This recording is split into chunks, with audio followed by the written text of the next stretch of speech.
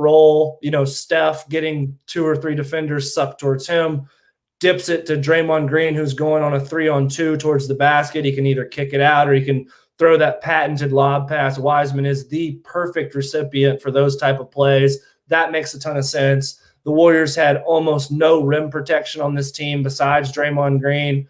So that makes a ton of sense as well. They also are going to have to play players like Anthony Davis and Nikola Jokic and Rudy Gobert in the Western Conference playoffs. So it makes sense for them to draft a big man of the future.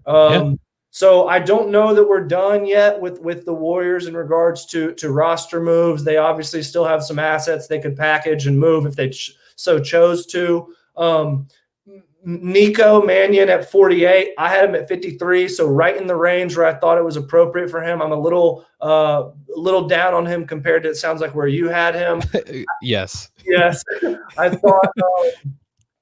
thought the two-way thing makes a ton of sense to me. I thought Nico is a really nice long-term guard prospect. I think he's still a little bit rough around the edges from a shooting efficiency standpoint, from a defensive standpoint. But, he is a much better athlete than people realize. He has better body control around the rim for finishing than people realize. He's a pretty solid pick-and-roll decision maker. So although, look, there's not a ton of guard minutes, frankly, available if you have a healthy MVP type Steph Curry. But for a guy for the Warriors to develop, which they do very well, for him to be on a two-way contract and maybe split some time between Santa Cruz and San Francisco, he was right in an appropriate range for me. So I like that. And then Jessup, honestly, just to be completely frank, was a guy I didn't evaluate a ton because he was already playing in Europe. So yeah. I didn't expect him to be drafted, although from everything I've heard and seen, he is one of the best shot makers in this draft, and he's got some real size on the wing. So maybe this was just Golden State's way of your rare, like, domestic but draft and stash because he's already over in Europe. And maybe I have that wrong. Maybe Jessup's not a domestic kid, but I thought he was an American. I believe he is. I think he is too. So that's interesting. And look, you can't disparage Golden State for taking another big wing that can shoot because they've done pretty well with those guys in the past. Yeah, and it's weird to me in this draft and seeing what Golden State did. I gave them an A+.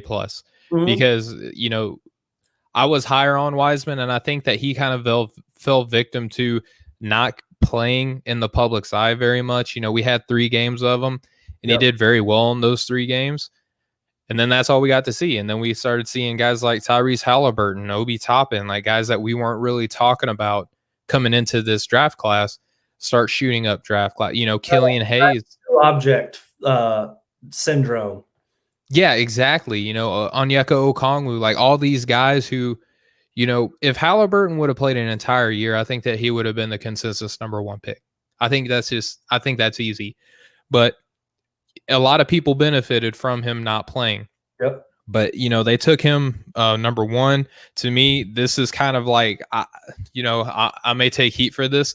This is kind of like the Kevin Durant and Greg Oden draft all over again to me, right? Like if we would have seen a full season, he would have been the consensus #1 guy, just like I thought and several other people thought that KD, was probably the better NBA player. Not that Greg Oden, even injury-free Greg Oden would have been a great player.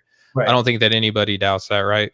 But I just think that KD was the better, more polished guy, and he had more upside. Greg Oden was basically just a monster among boys when he was playing in school. I think that James Wiseman is going to have that type of effect. Not that he's going to be a Kevin Durant, obviously, like hardly anybody ever is. Yep. Just in this draft, I think we're going to look back and see, like, how in the world did Wiseman, get taken after Anthony Edwards, right? Who I think that we're both a little bit more bullish on than other people. Yep. But Mannion, I had him 13th on my board. Well, I really liked his game. Oh, man. I just want to say, as you were talking about Jessup and Mannion, don't these guys seem like they're just like infant Splash Brothers. Like, I just think that they both kind of give me those same type of vibe. Like, Mannion has the ball handling ability. He can shoot. He took very difficult shots in Arizona. I think the game is going to be, more simplified for him in Golden State. Mhm. And his ability to pass the ball is also very, very excellent out of the pick and roll. He can make very dynamic and, kind of bend the defense a little bit with his playmaking. And then Jessup, he's 6'7", shot 40% from three, 96% from the free throw line, had low turnover and foul rate. Who does that sound like? Right. Klay Thompson, right? So, like, these are like the infant, like, crawling, still breastfeeding almost versions of the Splash Brothers to me in my eyes. I gave them an A+. I love it, man. I mean, look, if you as high as you were on Nico, for them to get them to get him as late as they did, that has to be an A+ then for you, Yeah, absolutely. And then, like you said with Justinian Jessup before we move on to the Rockets, I didn't evaluate him that much either. He wasn't even in my top 100. And I think he kind of fell victim to what you mentioned. And then also playing in the West Coast, it's really hard for a lot of East Coasters to, specifically evaluate those guys. And I think that without even realizing it, like, people will tend to have those West Coast guys a little bit lower because unless they just digest film like you and I do, right. They're going to fall. How often are you staying up to watch Arizona State and Oregon on like a Wednesday night? Not very often. Especially when Ball's on the call, then I'm all in. Yeah, there you go. Especially when you just got done watching like a Kentucky, or a Memphis, earlier in the day. Like, you got you're full of basketball right there. All right, there, Lee. The Houston Rockets. This is a much shorter one. They traded out of the 16th pick, in a move where ultimately that pick was traded around, and it ultimately ended up becoming Sadiq Bey, which, I think that he would have been an excellent Houston Rocket. Just putting that out there. And then they ended up at the 52nd pick. They ended up buying this, and then they took Kenyon Martin Jr., who Kenyon Martin Sr. was the former number 1 overall pick out of Cincinnati, and he was a monster. Kenyon's a little shorter, a little thinner. He's obviously still got room to grow because I think he's either just turned 18 or he's about to. Like, he's still a teenager. Oh. And it's obviously the Rockets with the 52nd pick, why not take a flyer on a big man, right? They just got Boogie Cousins. We don't know what he's going to look like. And then they signed Christian Wood. Lee, what do you think of the draft that the Rockets had? Yeah, I thought, I wish they wouldn't have traded out of that pick in the first round. I thought they could have gotten a guy, like you just mentioned, a guy like Sadiq Bey, that could have offered immediate kind of perimeter shooting, perimeter defensive help for their, core that they're bringing back with Harden and Westbrook and PJ Tucker. You mentioned the Christian Wood signing, which I think is great. I don't understand why the Rockets traded Robert Covington if they're trying to run it back. Like, right. If you're trying to compete, Robert Covington is a very useful player for competing, which is why I love what Portland did to get him. I gave this draft a D. Look, Kenyon Martin Jr., maybe he eventually becomes something. Like you said, he is incredibly young and he does have some very impressive raw tools. He was not in my top 60. He was not a player that I honestly dove very, very deep on. And so maybe that'll come back to bite me. But what I did see of Kenyon Martin Jr. didn't exactly entrance me. Like I didn't feel like he was a guy that I needed to really continue to truly evaluate. So he was off my board.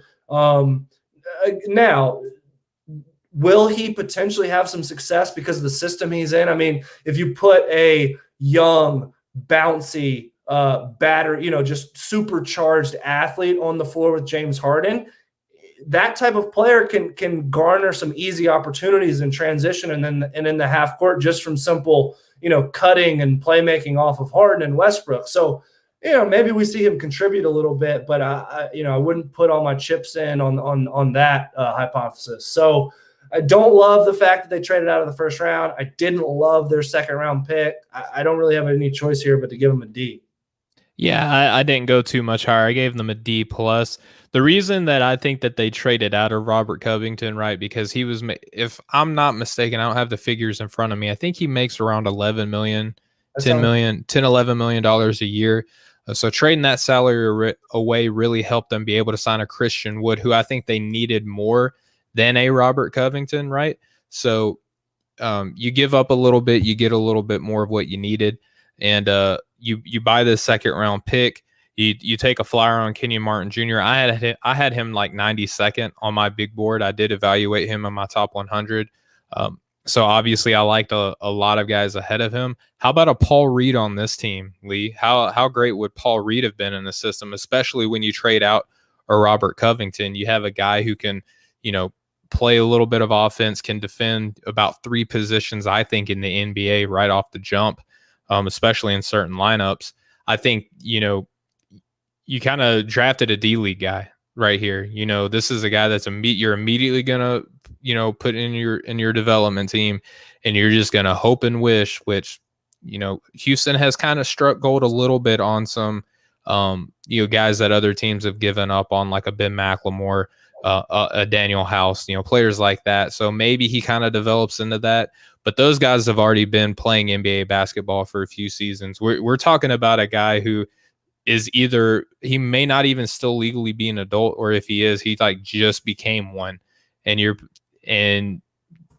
take him at 52nd. I think that you could assign him to a 2-way deal, right after that. I think he would have been undrafted if you didn't take him, Houston. So I gave them a D plus because I think that in a roundabout way, they saved a little bit of money to get a Christian Wood. So I get that aspect, but ultimately you do all that. You trade out of the first round. There were a couple of guys who I think that could have really helped the team immediately. I mentioned a guy like Paul Reed, Cassius Winston, Cassius Stanley, Grant Riller, Sam Merrill. All these guys could have been better Houston Rocket prospects in my eyes at that spot. Yeah, I tend to agree. It's a good, I just looked at the cap table. Covington makes like 12 a year. So yeah, it's a fair point. Like if they kind of needed to restructure the roster to bring Christian Wood in, I don't know if they had to do that to bring him in, but if that was kind of their line of thinking, then I get what they're doing there to kind of reconfigure that roster around Harden and Westbrook and have a little bit more front court depth to go along with PJ Tucker. So I mean, look, the Rockets are still a playoff team. I feel like people are kind of like down on them, deservedly so. I think they've had a really weird offseason, but when you have James Harden and then you have some ancillary pieces like you mentioned, Daniel House, Christian Wood, Russell Westbrook, Ben McLemore. Yeah, there's still, James Harden is going to carry them, into at least like a 6 or 7 seed in my mind, barring some major injuries. But I don't think they did anything to help themselves as like a true championship contender. Yeah, especially on draft night. And to your point, I would have preferred them to keep Covington and maybe trade out an Eric Gordon, who has been really hit and miss with that team. Yep. But you're probably on draft night going to get, and they got a couple picks, right, for Robert Covington. You're not going to get that same return for an Eric Gordon at this stage in his career. So I get trying to build, but then you trade the pick. You know what I mean? Then you trade that first round pick. So that didn't make sense to me. But again, the cap space that they got to be able to get a guy who can play the 4 and the 5 in a Christian Wood, I totally understand. All right, Lee, we'll transition now to the Indiana Pacers. Their only pick of the draft, they took Cassius Stanley out of Duke, Duke, yes, at Duke. Yep, sorry. At the 54th overall pick, I had him 42nd on my board, Lee. How do you feel about Cassius Stanley here? Yeah, so Cassius Stanley was one of those guys that I didn't necessarily really beat the drum on like I did a Peyton Pritchard or Emmanuel Quickly or Turu, but Cassius Stanley to me was a first-round talent. I had him 22nd on my board. So I think the Indiana Pacers did a unbelievable job to get him at 54. Cassius Stanley, 6'6", just true outlier from an athletic standpoint. I mean, this is a guy that came into Duke and broke Zion Williamson's vertical leap record, after Zion set it the year before. Mhm.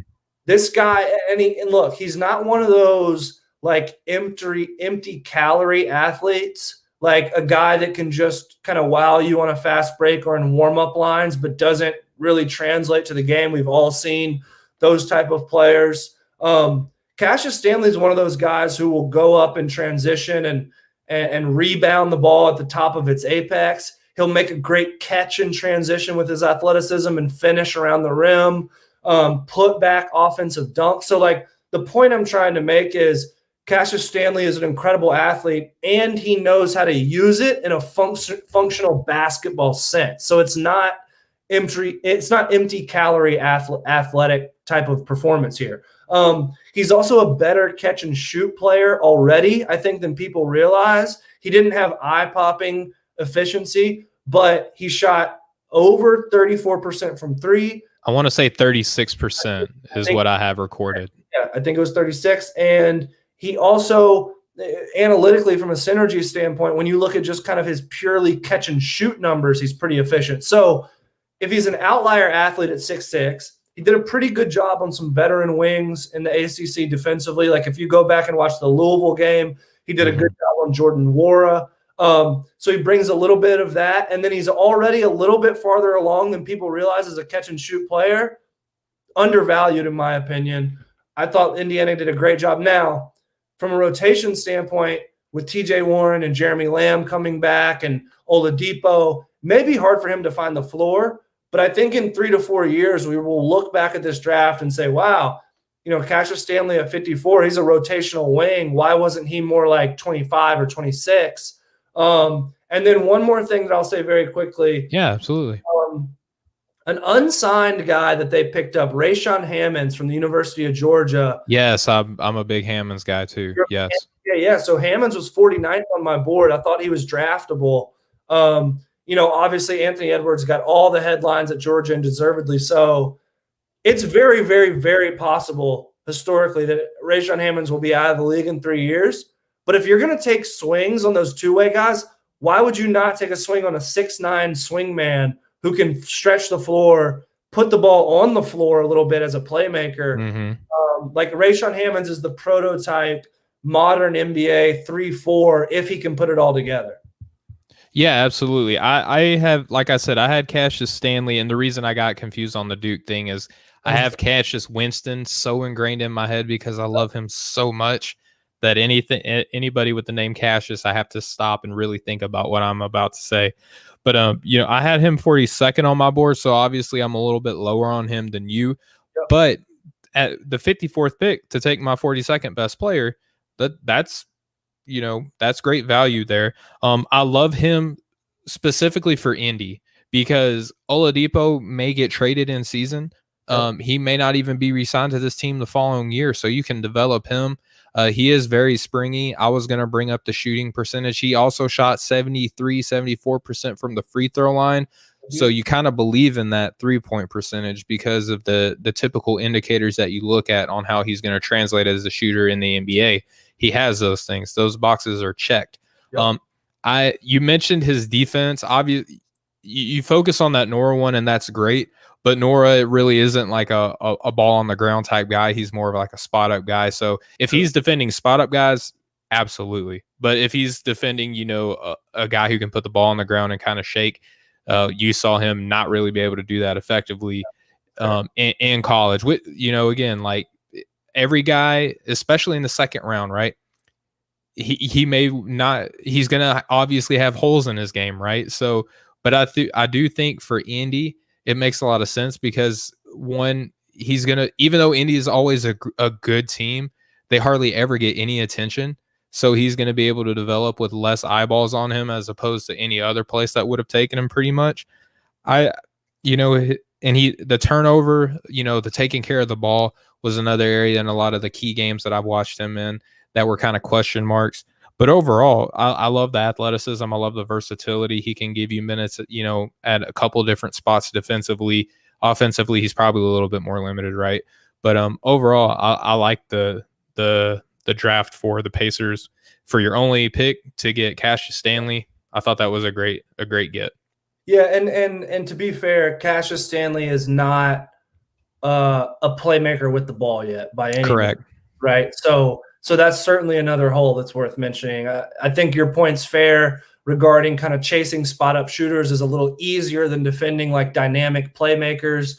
So that's a fair point. And then the one thing I kind of failed to mention, like he just really can't do much with the ball yet. So that's why, if you're an incredible athlete and you can shoot and you're a dynamic ball handler, he'd be a lottery pick. That's why he wasn't. So he's going to have to develop as a decision maker, as you alluded to, and eventually he's going to have to develop as a more than just spot up shooter, because when you start getting run off the line at the NBA level, you've got to either be able to make a play for a teammate, or you've got to be able to have some type of counter in your game from a creation standpoint, a mid-range jumper standpoint, or like a floater runner type of deal. So he's got a long way to go, but love where they got him. Yeah, absolutely. I do too. And it's going to be interesting to see how new NBA head coach Nate Bjorkgren incorporates him at all. He may just be a G League guy for the most of the season, but a lot of their guards do have a little bit of injury history. You mentioned, Lamb, you mentioned Oladipo, you mentioned Brogdon. A lot of those guys will typically be in and out of the lineup due to injuries throughout the year. So he may get a little bit of burn this season, which will be fun to watch. All right, Lee, we're in the home stretch now. We got the LA teams left for the evening. We'll start with the Clippers. This should be, pretty much abbreviated like Indiana. They ended up using their second round pick in an exchange with another team that we'll talk about at a different point, right? But they ended up getting Jay Scrubb with the 55th pick. Ultimate, I don't know if I mentioned the grade that I gave the Pacers. I gave them a solid B. Where they got B plus, and I don't think I mentioned that either. Okay, yeah, so we're not far off from there.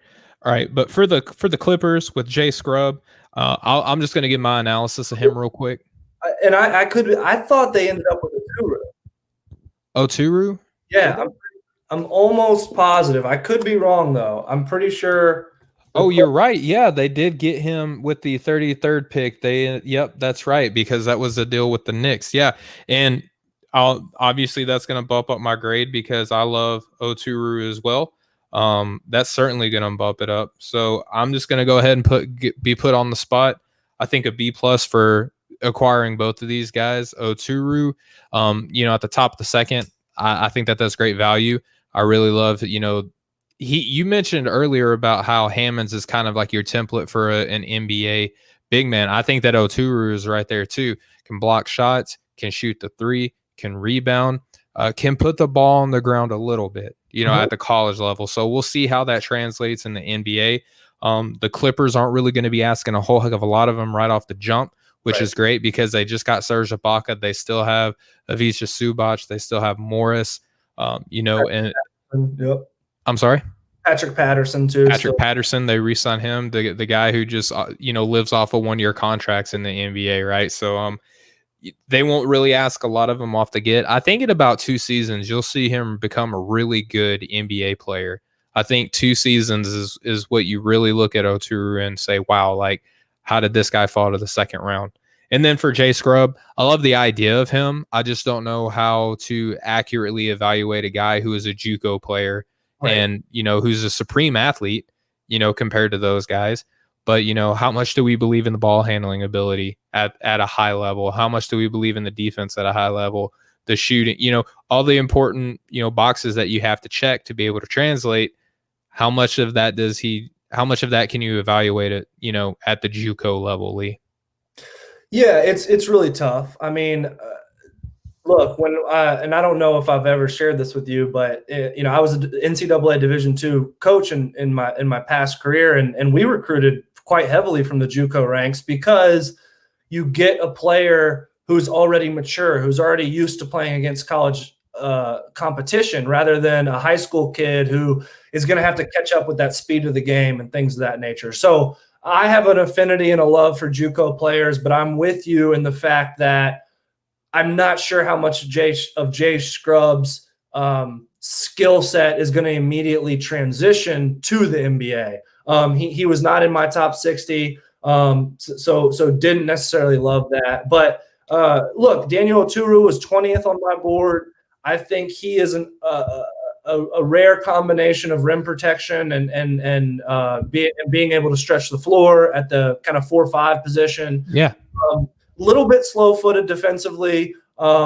A little bit, you worry a little bit about his ability to kind of pass out of the post, but that Minnesota offense was just kind of incredibly frustrating to watch. So I think Oturu is one of those players, excuse me, that will be a better player in the NBA because he's playing with better players. Yeah. He'll have more space. He'll be playing with more intelligent off-the-ball players. He'll be playing with better guards who can get him the ball in spots that'll make him successful. He had to do a lot on that Minnesota team by himself, and totally agree with kind of your synopsis on where the Clippers' front court rotation is and where the time horizon might be for Daniel Oturu's success. It's probably a year or two down the line, but I think they did great to get him there. So, and I loved the Clippers offseason. I thought Serge Ibaka was a crucial signing for them. Luke Kennard on draft night. Luke Kennard with the trade, and then they picked up Nick Batum as well, which as a Charlotte fan is tough to admit that it's a decent pickup for them. Although I'm not sure how much he'll be able to contribute. Yeah, and the thing is that it's kind of a low risk, high reward. There were a lot of contenders that were really trying to get a hold of him. I know that the Lakers were trying to chase him as well. Back to Oturu, even though that he got great rebounding numbers, you still kind of question his intensity in that particular area. Like if you were to separate the stats from the game film, I do feel like that he could have he could have attacked the boards even harder, almost kind of like a la, Joel Embiid. Everybody questions his intensity at the NBA level, but he still ends up with like 30 and 15 on a nightly basis, and he's not trying hard, so kind of that same feel a little bit for Daniel Oturu.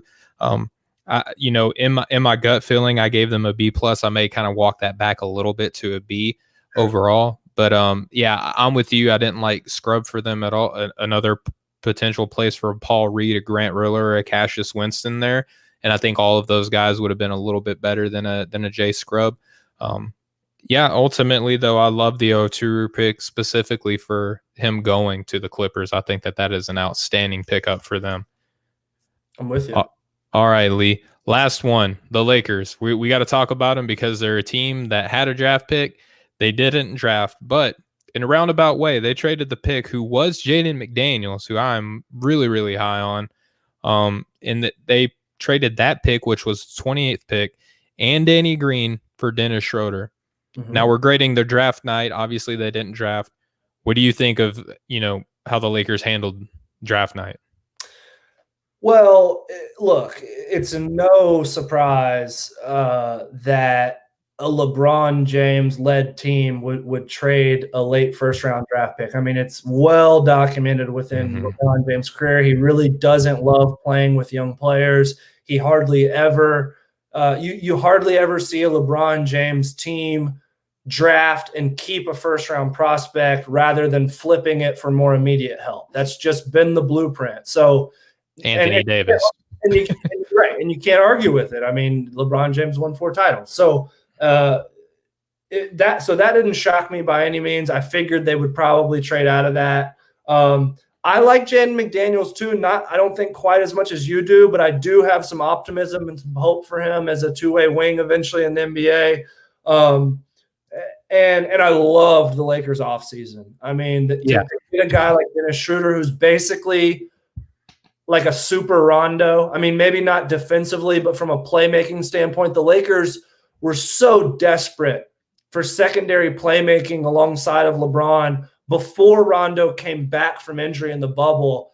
And I was tweeting about this at the time. Like everybody was like down on Rondo. And it's like, yeah, Rondo's not amazing, but the role that he's going to be able to fill as just a ancillary secondary playmaker on the ball without having to depend on LeBron to do everything, like that's a big deal. And it was a big deal. Yeah. Even shot the ball a little bit. And he shot the ball. It's like 39% from 3 in the playoffs or something. So Montrezl Harrell, I think the Harrell Schroeder combination is perfect because they both led the league in scoring off the bench. They were the two top bench scorers in the league last year. Yep. On nights where you either want to load manage Anthony Davis or LeBron James, or you don't want to play them big minutes, one of them just is nicked up. I mean, Anthony Davis had documented shoulder injuries all throughout the season. Absolutely. And they just finished a grueling playoff run in the bubble, and they're going to have to start again in December. So 2-month turnaround, basically. I think there will be nights where the Lakers will just unleash a heavy diet of Schroeder, Harrell, pick and roll, and that'll be enough to generate offense on some nights to win against certain teams. They also added Wes Matthews in free agency and Marc Gasol, who is all kind of a perfect antithesis to Montrezl Harrell. Gasol can also be like a primary defender on a guy like Nikola Jokic in the playoffs if you want to hide Anthony Davis a little bit. So, I know we're not talking offseason too much here. But that's fine. From a macro standpoint, I love what the Lakers did in their offseason. And honestly, I think they got better. Yeah, and it's hard to argue against that, right? You already mentioned the players that they brought in. They brought back Markieff Morris. Yep. They still have Caruso. They still have Kyle Kuzma on this team. They still have KCP. So they're still fairly deep, even though it feels like a lot of guys left. They traded out JaVale McGee. Dwight Howard is now in Philly. Danny Green ended up in Philly as well, right? So a couple title Lakers ended up being on Philadelphia team, right? So I gave them an A+ because if you could draft Dennis Schroeder with the 28th pick in this year's draft, like that's an absolute win. And you got off of Danny Green, who everyone is still singing praises of how good of a player Danny Green has been overall his career. All right, cut the fat off of that argument and look at the past 2 off seasons. He has struggled. In his role in particular as a 3 and D player. He's more D at this point right now than he is the 3. He didn't struggle in a particular series or even separate series. The entire playoffs as a whole, he struggled from downtown. You get rid of him, you bring in a Wes Matthews who still gives you great defensive intensity, and he can still provide you, 3-point shooting ability. And your point about Marc Gasol, I think, is, very on point. It's going to be interesting that he and Serge Ibaka are going to battle against each other in LA pretty frequently. And you still have bigs out of the East that you have to contend with too, that you already know that Marc Gasol can hold up his own against a Joel Embiid. Like he shut him out in an NBA game before. So you feel pretty good that you're not asking him to do too much, that he and Harrell can play together, that he and Morris can play together, that he and AD can play together, that he and Kuzma, like, you see what I'm saying? Like he's Swiss Army knife. Yeah. I think obviously you saw in the playoffs, like Montrezl Harrell is not a crunch time finishing type of player in the big time playoff matchups, just because of his, his limited nature, like from a size standpoint, and he just doesn't stretch the floor. But he's the perfect guy off the bench. He's a perfect energy pick and roll, rim roll, offensive rebound, scrappy weak side defender. And especially on nights where maybe AD isn't either, like you said, either isn't 100% or just needs a night to rest. Harrell can plug and play and give you like 18 and 10 on certain given nights. So it's hard to say that the Lakers aren't the favorite. That's for sure. Yeah, I don't even. But the thing is that not only are they the favorite, but now you're in the conversation. We're straying away from the draft conversation right now, but now you're left with who's even the second best team in the NBA at large right now, because so many teams are going to be looking way different. And you mentioned earlier Houston, Lee. I think that Houston has a chance to really be a good team if everybody who voiced their unhappiness could just suck it up and realize that the decision makers, except for Tillman Fertitta, of course, are all gone. Like Daryl Morey is gone, who helped sign PJ Tucker to this contract that all of a sudden this season he hates. That Mike D'Antoni is gone, who all these questions and concerns about how everyone got a decreased role and nobody liked it. He's now gone. You got Steven Silas, who just got done helping run that happy Dallas Mavericks offense that was historically potent. Yep. Running the schemes and the systems and all that stuff. So if these guys can just like take a deep breath, and I'm so glad that Houston stuck to their guns and say, we're willing to get uncomfortable, because you can look at this Houston situation. If Boogie can do anything at all that's resemblant to what he used to do, that's a win. Bringing in a Christian Wood who can play alongside a guy like PJ Tucker is an absolute win. They got guys on this team right now who can compete. And I think that because everyone is so focused of already picking apart a Brooklyn Nets team that doesn't even exist yet, right? Everyone is focused on that. I think that Houston could be really scary this upcoming season. Yeah, no, it's a good point. And, I again, to reiterate, I thought the Serge Ibaka signing was incredibly crucial for the Clippers. I think that keeps them. I think that keeps them in the stratosphere, because they kind of, and I heard someone else say this. This is not my original thought, but basically, I thought it was really well put. Serge Ibaka in one player kind of replaced what the Clippers lost in two players in Montrezl Harrell and JaMychal Green. Yeah. He's kind of like a combination of both of them, and a better player than both of them, and has more playoff experience and cachet than both of them. So I think Ibaka will pair perfectly with Kawhi. I think Luke Kennard could show some promise as kind of a slippery on the ball creator, and of course a shooter. And of course they still have a ton of other, Lou Williams and Pat Beverly and all these other guys, and of course playoff P. So yes, we'll see how it all shakes out. But NBA is fascinating as always. So I could talk macro NBA for hours. I could as well. And speaking of hours, we've been on the show for about 5 minutes over 1 hour. Lee, I just want to thank you, man, so much for your time. We're going to have you on again to discuss the rest of these NBA teams. We're going to be covering about 8 teams for the next couple episodes. We have you on, and we'll be done at that point.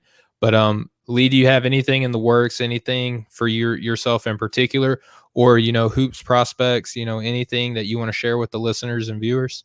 Yeah, I appreciate that. And thank you for having me on. I'm happy to jump on anytime with you guys. Y'all are the best. Again, obviously, follow me at Which Carolina on Twitter.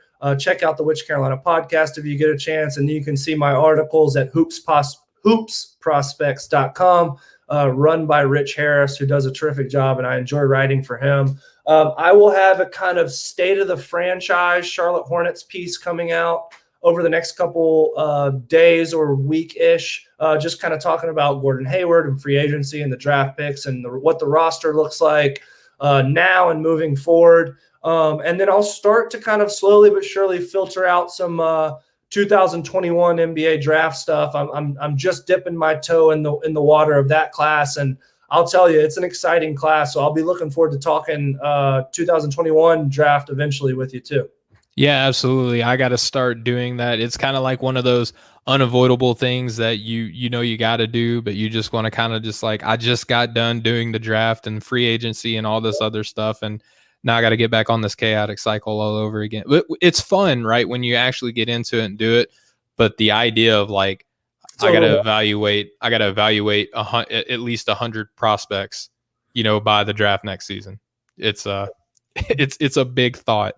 But Lee, thank you so much for coming on, man.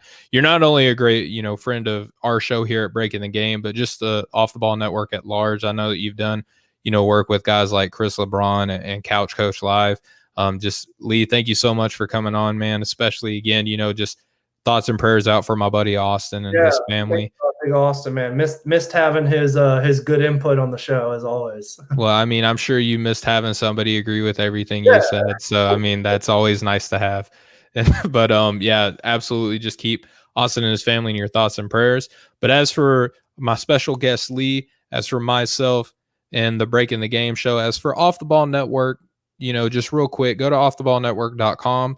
There you can find all of your sports needs that you'll ever want. We got hockey, NFL, NBA, college, you name it. It's all on there. Just thank you guys so much for the love and support that you've given us here on the show and the network at large. You are awesome. We will catch up with you guys next time. Much love, everybody.